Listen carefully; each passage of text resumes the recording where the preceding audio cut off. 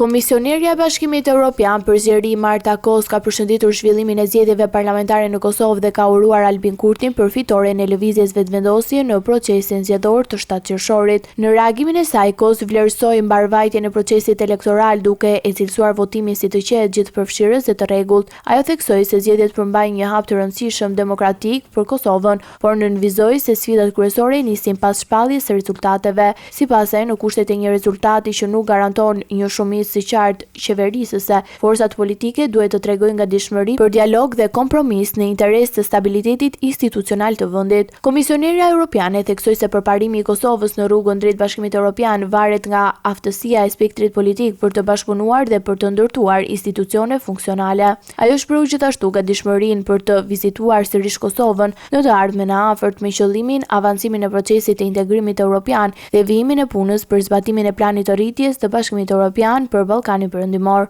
Pas zgjedhjeve të së dielës, skena politike në Kosovë mbetet përballë disa sfidave të rëndësishme, përveç nevojës për të zgjidhur ngërçin institucional lidhur me zgjedhjen e presidentit. Vendi duhet të kalojë edhe procesin e formimit të qeverisë së re. Rezultatet paraprake tregojnë se vetëvendosja mbetet forca e parë politike, por pa numrat e nevojshëm për të formuar e vetme ekzekutivin. Kjo e bën të domosdoshme nisjen e negociatave me partitë e tjera parlamentare për krijimin e një shumice qeverisëse dhe për garantimin e stabilitetit politik në vend.